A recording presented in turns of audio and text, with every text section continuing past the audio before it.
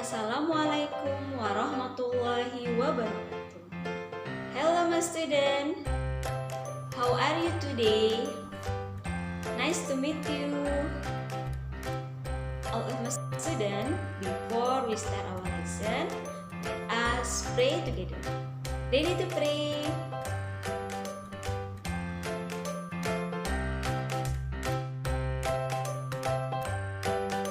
My student, don't forget untuk mengisi absen pada link yang sudah diberikan oleh wali kelas ya.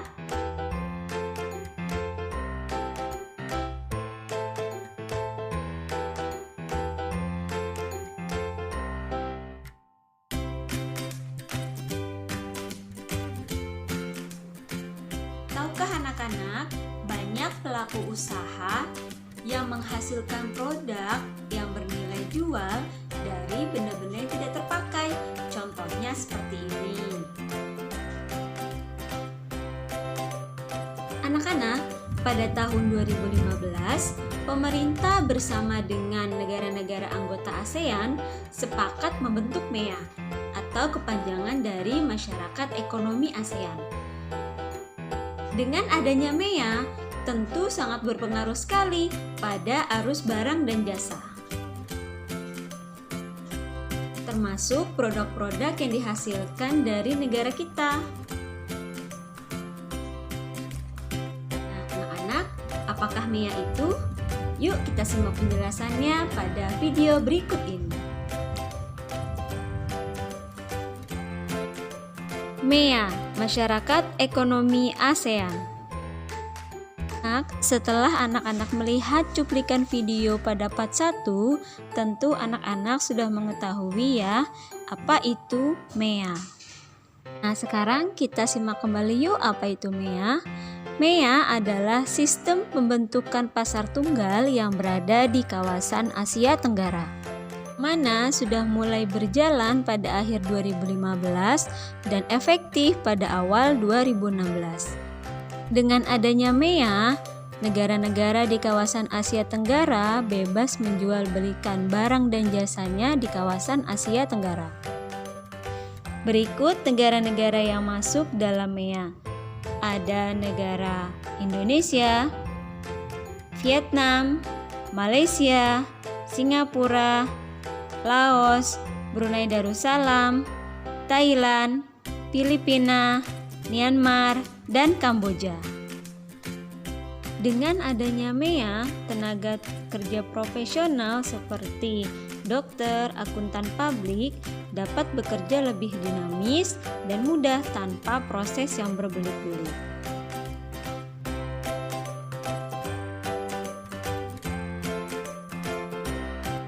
Dengan adanya MEA, kesempatan kita bekerja ke luar negeri menjadi lebih mudah.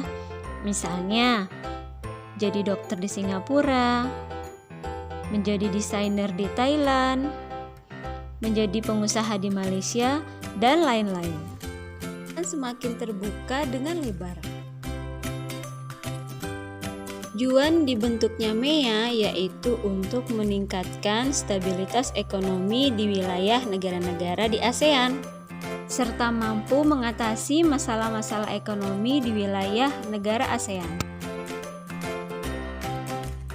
Dengan MEA, semoga kesempatan kerja menjadi lebih terbuka dan lapangan pekerjaan menjadi lebih meningkat, serta akses pekerjaan ke luar negeri menjadi lebih mudah.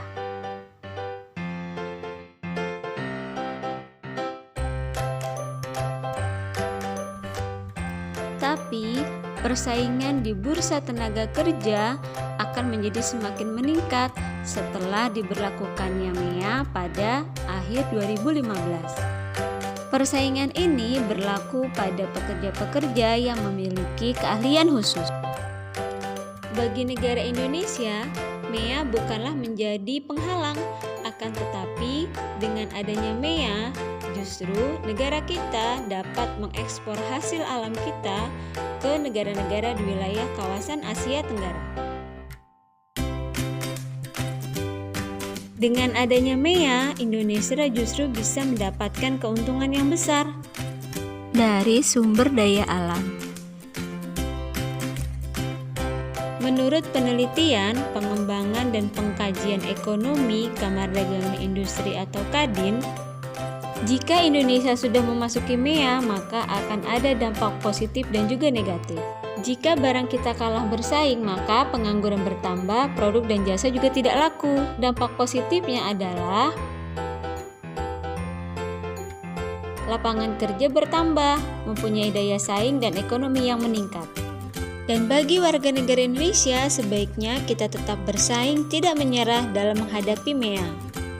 Jangan sampai kita menjadi penonton di negara sendiri. Kita harus membuktikan bahwa sumber daya alam, ilmu pengetahuan, dan juga teknologi, serta budaya dan tenaga kerja tidak kalah saing dengan negara-negara di wilayah ASEAN.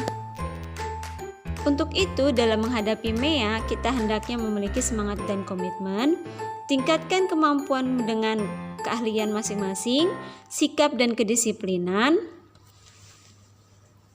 relasi atau teman, kemampuan berbahasa, kreatif dan inovatif, agar dapat bersaing dengan negara-negara di kawasan Asia Tenggara.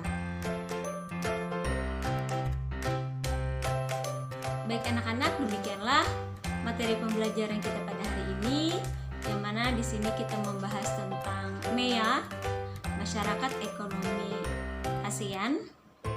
Dan setelah anak-anak menyaksikan video pembelajaran ini, LKPD-nya sudah kirim ke Edmodo. Silakan anak-anak cek Edmodo-nya ya. Oke, billahi taufiq wal hidayah. Wassalamualaikum warahmatullahi wabarakatuh.